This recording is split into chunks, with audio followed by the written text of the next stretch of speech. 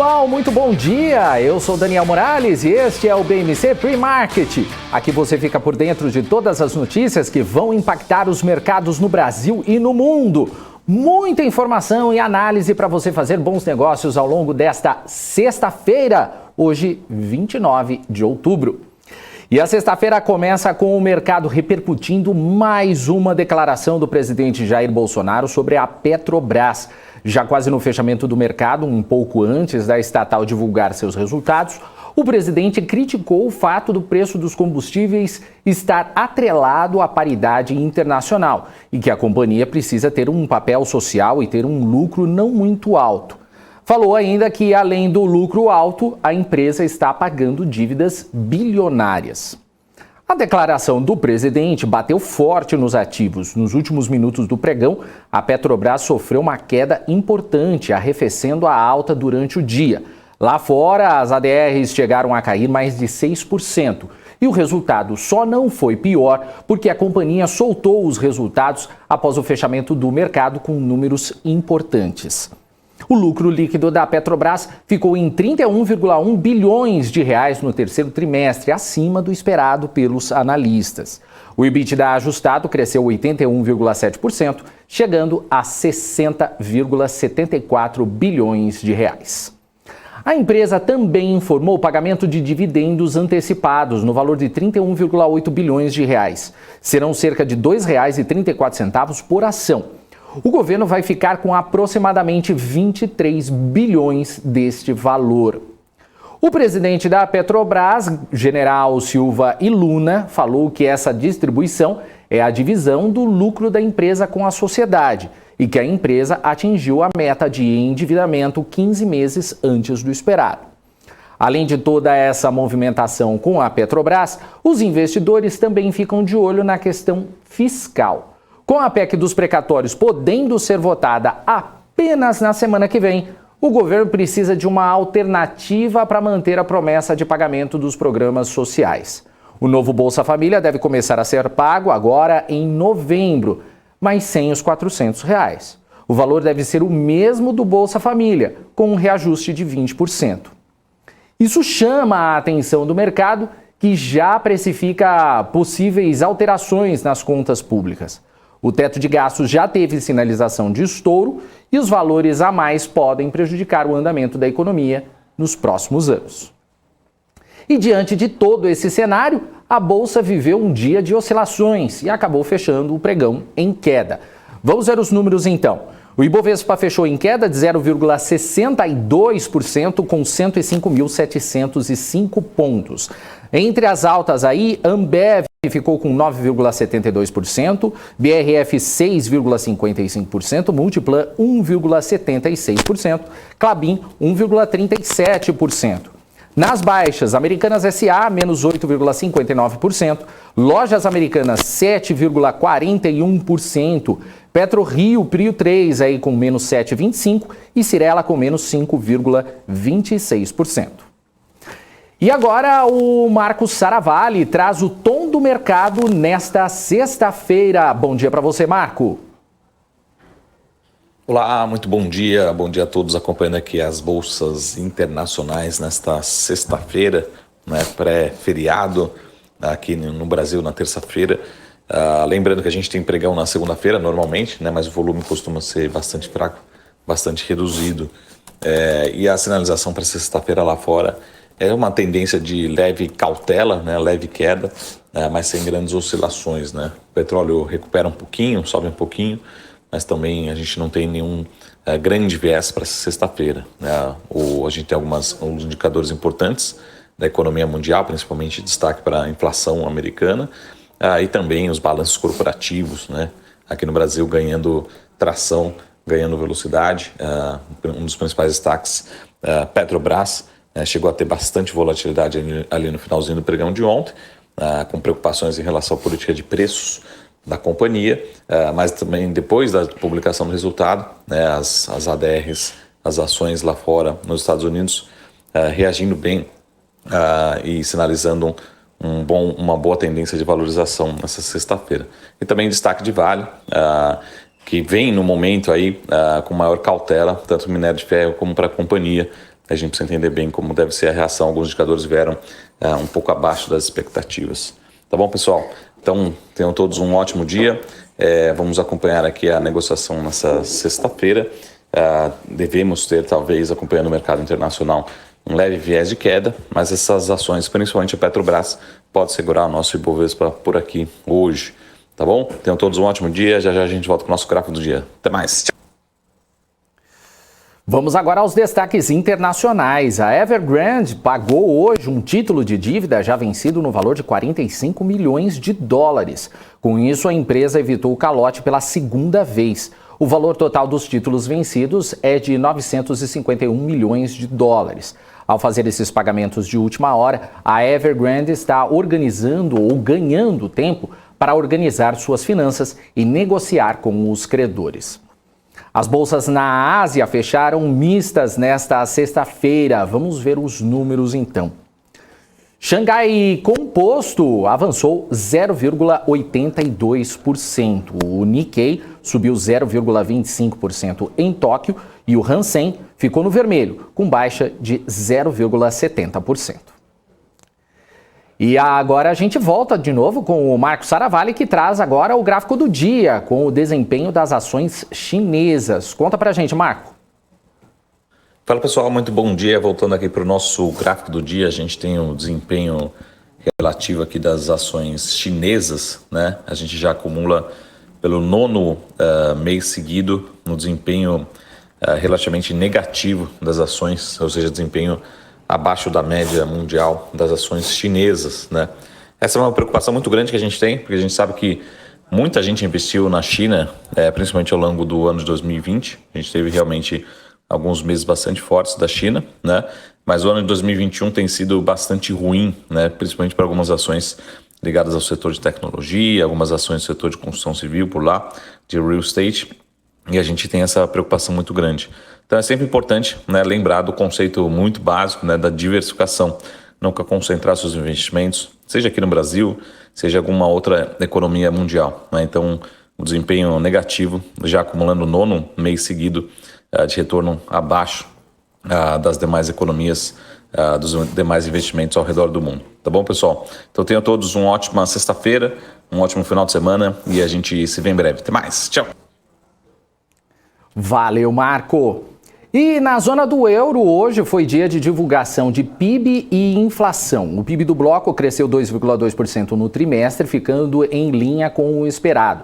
Na Alemanha, o aumento foi de 1,8% abaixo da expectativa. Na França, a atividade avançou 3%.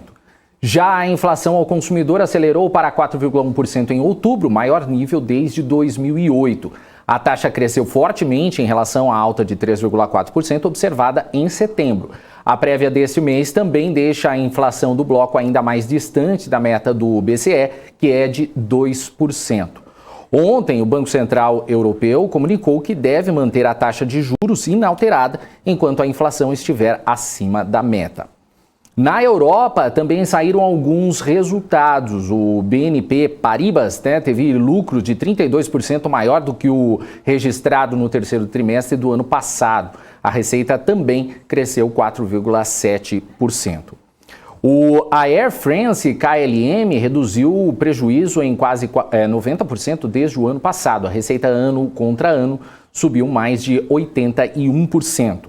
E a Chevron reverteu o prejuízo, registrando aí lucro de 6,11 bilhões de dólares no trimestre. A receita da petroleira cresceu mais de 82% no período e o lucro por ação superou as expectativas dos analistas. Vamos ver então como é que estão as bolsas na Europa agora. Vamos ver aqui. DAX na Alemanha está caindo agora nesse momento 0,73%, CAC na França menos 0,33%, FTSE no Reino Unido 0,11% de queda e o índice Eurostoxx também recuando aqui menos 0,52%. Nos Estados Unidos também é dia de inflação. O PCE vai ser divulgado daqui a pouco, a partir das 9h30 da manhã, com as expectativas sobre a retirada dos estímulos à economia e também a elevação da taxa de juros por causa da pressão inflacionária. Por lá, os resultados das empresas também estão movimentando os mercados. No S&P, cerca de 82% trouxeram números acima da expectativa. Os destaques de ontem ficaram com a Amazon, que registrou lucro líquido de 3,15 bilhões de dólares, praticamente metade do lucro aferido no mesmo período do ano passado. Já as vendas tiveram uma alta de 15% na comparação anual. E a Apple teve lucro de 20,55 bilhões de dólares, uma alta de 62% na comparação com o mesmo período de 2020. A empresa destacou que os problemas de oferta foram piores do que o esperado e impactaram a receita da empresa.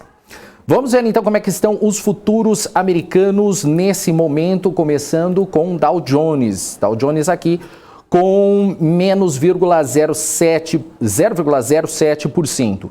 O S&P 500 com menos 0,51% e Nasdaq agora caindo 0,88%. Vamos agora aos destaques corporativos. A Vale registrou lucro líquido de 3,8 bilhões de dólares no terceiro trimestre de 2021, um aumento de 34% em relação ao mesmo período de 2020. O EBITDA ajustado cresceu 14% em um ano. Os valores ficaram abaixo da expectativa do mercado. A empresa informou ainda que distribuiu nos nove primeiros meses deste ano 13 bilhões e meio de dólares em dividendos. E o Conselho de Administração aprovou um novo programa de recompra de ações limitado a 200 milhões de ações ordinárias e seus respectivos ADRs. A Uzi Minas divulgou o seu resultado agora cedo com lucro líquido de 1,8 bilhão de reais no trimestre. O número representa aumento de 821% no comparativo anual. O EBITDA ajustado somou 2,8 bilhões de reais, uma alta de 249%.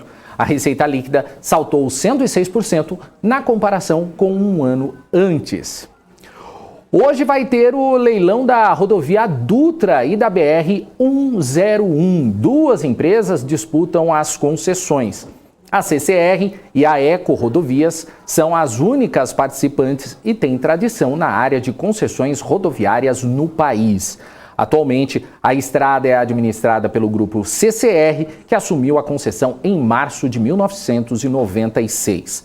A Dutra é considerada a joia da coroa nas concessões rodoviárias pelo tráfego e por ligar duas das regiões mais ricas do Brasil.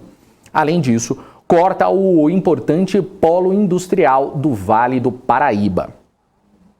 A Sabesp aprovou a emissão de debêntures simples para a distribuição pública no montante inicial de 1,25 bilhão de reais. Os papéis têm possibilidade de exercício, total ou parcial, da opção da companhia de aumentar a quantidade em até 20%. Os recursos serão utilizados para refinanciamento de compromissos financeiros e recomposição de caixa, além de investimentos. E agora é a hora da nossa entrevista de hoje. Quem está hoje aqui nos nossos estúdios aqui da BMC News é o Leonardo Aparecido, especialista em renda variável da Valor Investimentos. Leonardo, muito bom dia para você. Seja muito bem-vindo aqui à BMC. Obrigado, ótimo dia. Para mim é um prazer estar aqui com vocês novamente. E vamos para os destaques dos dias, né? Do dia de hoje, né? Legal, com certeza. Você já tinha vindo aqui na BMC?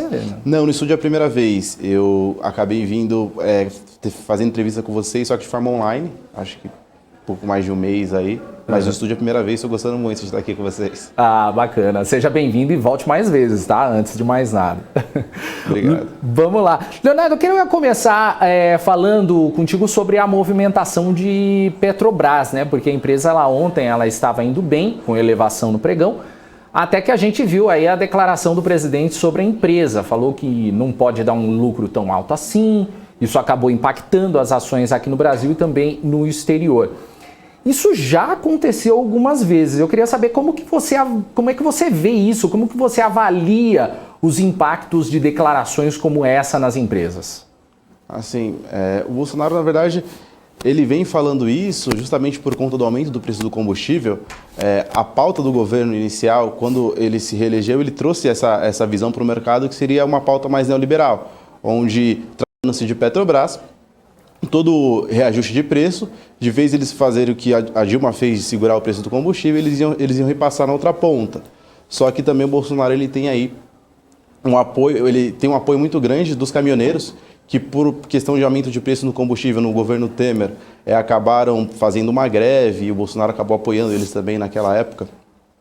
E agora, com o aumento do preço do combustível, uma pressão também popular muito forte, também por conta dos caminhoneiros, ele meio que está visando aí algumas ferramentas, algumas estratégias de fazer com que isso não aconteça, e aí ele vem trazendo essa fala de que, a Petrobras ela não precisa ter um lucro tão grande, talvez ele possa estar visando justamente mexer no preço do combustível, né? Talvez iniciando esse processo de mexer no preço do combustível.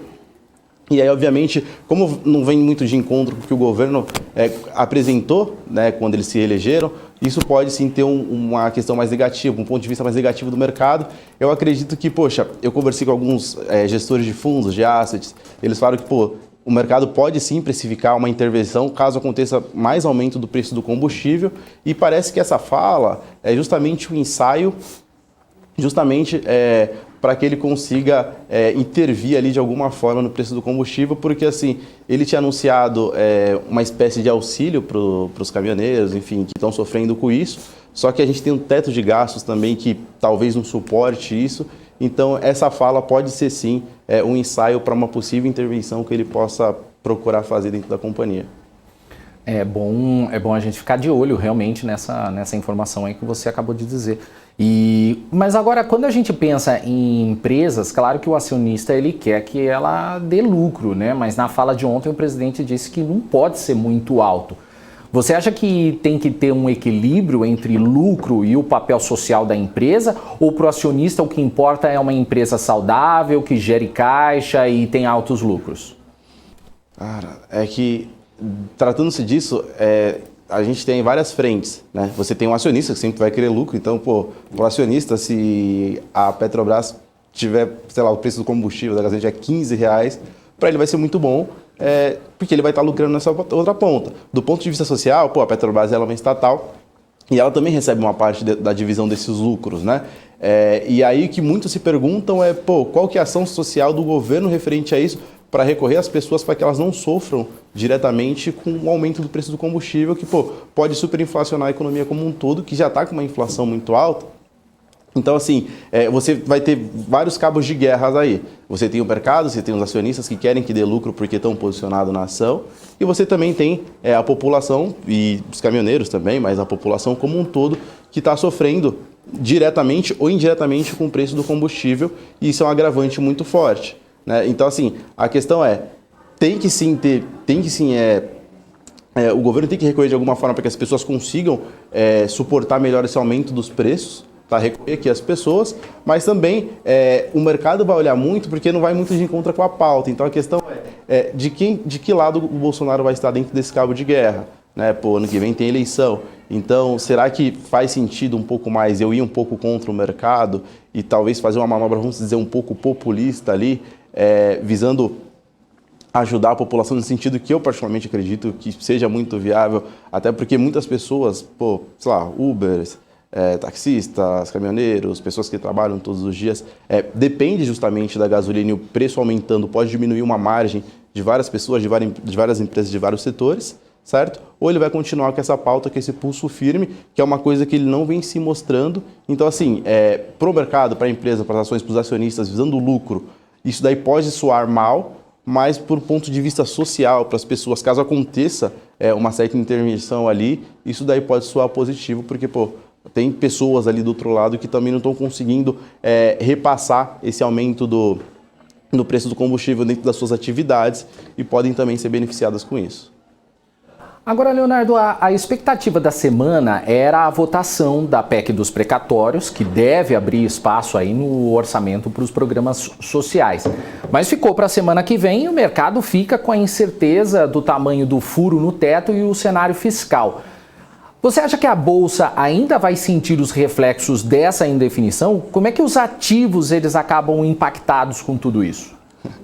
Eu estava conversando ontem com meus amigos do trabalho e, a gente está com o investidor ali todo dia ali no telefone e tal. A conversa que a gente tem é que, o mercado parece que ele está vivendo um dia de cada vez. é literalmente um dia de cada vez, porque o que nós temos hoje? Quais são as definições de hoje?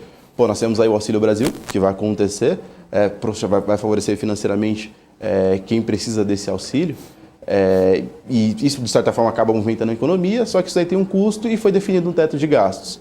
Né? E aí, dentro desse teto de gastos, o auxílio tem que caber dentro disso e dos moldes que está hoje não cabe, né? Conforme a realidade que nós vivemos hoje. E aí o governo ele tem que fazer uma espécie de manobra fiscal, vamos dizer assim, que é a espécie do teto de gastos, né?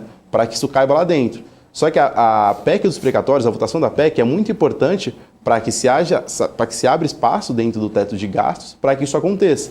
Então, assim, a carta na manga do governo é a PEC dos precatórios. Só que o mercado está olhando muito risco fiscal. E essa PEC dos precatórios, que vai meio que tende a dar espaço nesse teto de gastos ali, meio que não está andando como o governo quer que aconteça.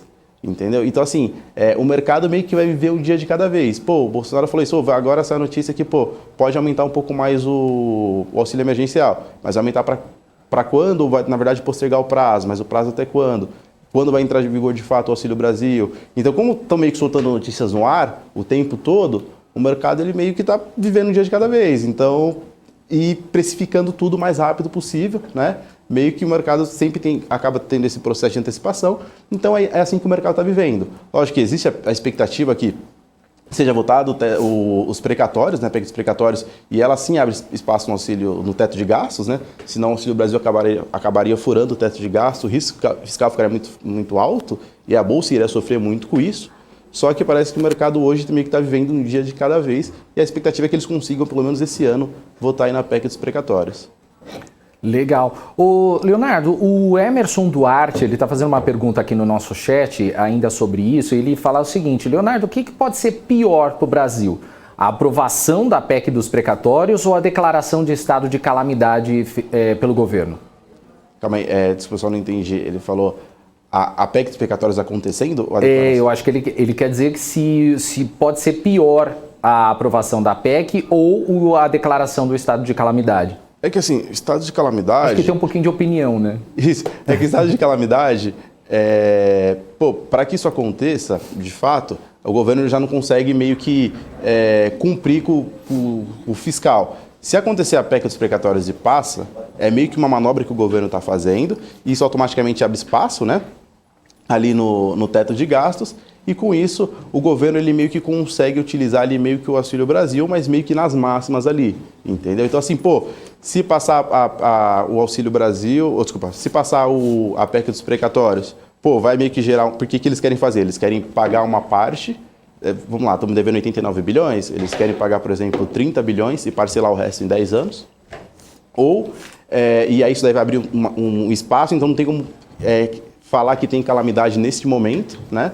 Mas aí se você vê um outro cenário que passou o Auxílio Brasil e não se fez nada, e aí o estado de calamidade, aí sim, pô, aí o governo pode ter um rombo fiscal muito forte, e aí sim, aí vai ser um problema na economia brasileira muito grande, porque assim, já está com uma inflação muito alta, o desemprego também está muito alto, o CAGED não divulgou bons números de novas vagas de emprego, então assim, aí é um outro cenário, é um outro Brasil, e o mercado também aí vai querer ficar de olho de quem vai ser, entre aspas, né, o próximo salvador da pátria aí nas eleições do ano que vem, e o Bolsonaro perderia muita credibilidade dentro do seu governo, que trouxe uma ideia mais reformista, e as últimas reformas que eles trouxeram na agenda eles não conseguiram passar.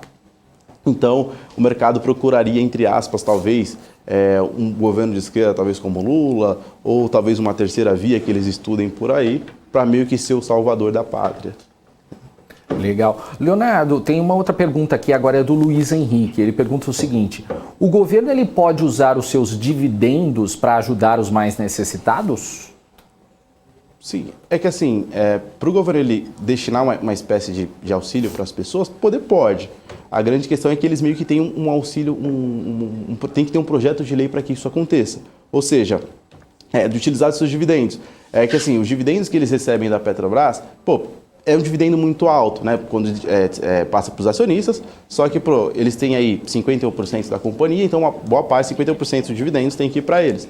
Só que, visando isso daí na questão do Brasil, nós temos um número de população muito grande, né? Eu estava conversando com um amigo na época que estavam dando um auxílio emergencial para as pessoas. Se eu não me engano, era o gasto mensal, sei lá, de 60 bilhões por mês, sei lá, do auxílio do auxílio emergencial, né? O Auxílio Brasil ele vai dar bem mais que isso, porque aumentou o valor, enfim, o número de famílias também foi ajustado ali. Então, assim, os dividendos pode ajudar? Pode ajudar, mas, pô, se você quer um programa contínuo, mensal, a Petrobras não dá esse lucro gigantesco a ponto de querer poder pagar dividendos, né? Para que eles consigam utilizar essa ferramenta. A não ser se eles pagassem, sei lá, o auxílio emergencial, o Auxílio Brasil, uma vez por ano, R$400 para as pessoas, ou 2 vezes por ano, R$400 para as pessoas, aí eles poderiam utilizar do lucro das empresas e tal, mas infelizmente não é assim que funciona. E como é que você avalia a movimentação hoje, o último dia do mês e todo o cenário que nós estamos passando? Você acha que teremos aí mais um dia de volatilidade? O que a Bolsa, ou o que pode puxar a Bolsa nesse momento? Trazendo aquela ideia que, poxa, a Bolsa está vivendo aí um dia de cada vez, a semana ela demonstrou muito isso. Nós vimos a semana passada foi a pior semana em questão de resultado, a Bolsa caiu semana passada em 7,28%. Aí nós tivemos aí na segunda-feira uma pequena alta, né, uma espécie de um repique técnico ali, uma pequena realização, a Bolsa acabou fechando em alta. E aí da semana da terça-feira até a quinta-feira, nós tivemos aí um 0 a 0, alguns dias de pequenas quedas, até devido ao Copom, devido ao IPCA, devido ao risco fiscal. E eu acredito que hoje meio que não vai ser diferente, né? O mercado talvez ele possa começar aí um pouco de lado para ver qual vai ser o norte. Só que, pô, o que pode... Como lá fora está nas máximas históricas, mas as blue chips lá fora, como a Amazon e a Apple, não apresentaram resultados tão bons por conta do aumento, né, na produção, o mercado talvez possa começar refletindo um pouco o cenário externo, só que aqui eles meio que vão ver o que vai acontecer. Como é que vai estar a tramitação da PEC dos precatórios, qual que vai ser a fala do governo, qual que é o norte que o governo está indo, para aí sim definir o pregão do dia de hoje, né? Então, trazendo aquele conceito de um dia de cada vez, o mercado vai estar muito mais ligado. Pode refletir um pouco do que está acontecendo lá fora, mas muito ligado no que vai acontecer aqui, se o Bolsonaro vai falar mais da Petrobras, se não vai, como é que vai tramitar, se eles ainda vão levantar que eles querem que algumas reformas ainda aconteçam esse ano. Então, meio que o mercado vai ver um dia de cada vez, então o dia de hoje meio que não vai ser diferente. Entendeu? Legal. Leonardo, queria agradecer a sua participação aqui no BMC Stock, no BMC Pre-Market. Eu já estou adiantado para o estoque, já para o BMC Pre-Market. Mas eu queria que você deixasse também o seu recado do dia, deixar as suas considerações finais antes de mais nada.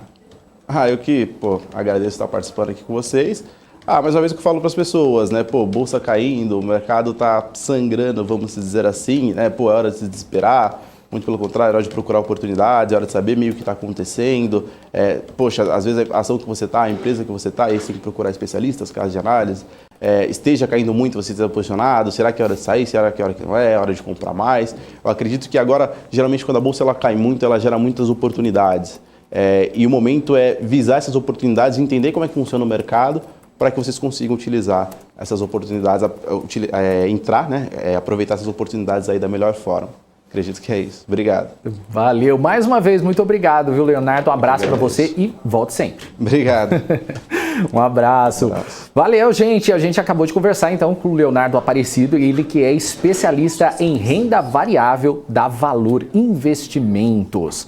E antes da gente encerrar o BMC Pre-Market, vamos dar o nosso bom dia para o pessoal aqui que está no nosso chat, o Ezequiel Santos, a Rita Fernandes, o Tiago Aparecido da Silva, o Rui das Neves, olha só, já tá falando que eu e o Leonardo em 144p. Pô, sacanagem, o Rui das Neves.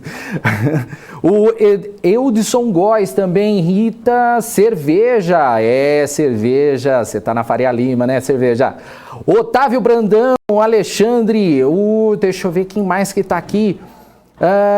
O Rui Rengel, Peter Santana também está sempre por aqui. Bom dia, Rui Rengel, Emerson Duarte, o admirador do Cabral também já está aqui logo cedo. MPK também, muito obrigado, gente, pela participação. O Wellington Wolff já colocou já aquela frase do dia. Hoje é dia de trocar lencinho umedecido por Sabugo, Heineken por Itaipava, Luísa Sonza por Pablo Vittar, dólar por real e Flamengo por Corinthians. Sextou, né, Paula Moraes?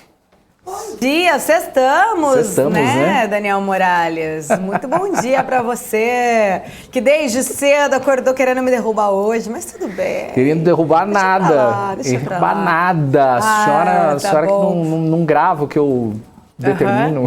Tá bom, não falar nada pro senhor, não. Cancelar seu feriadinho aí, você vai ver o que vai ser. Sextou, eu volto só na quarta. Você não tem hoje à tarde, não? Você já sextou de vez agora? Tem mais dois programas. É verdade. Calma, Esqueci. Calma, segura a onda aí, Morales. Tá certo. Até lá pode mudar muita coisa, né? Até lá pode mudar muita coisa. Muita água pode rolar. Tá certo, Morales. Beijo, bom jornal. Tchau, tchau.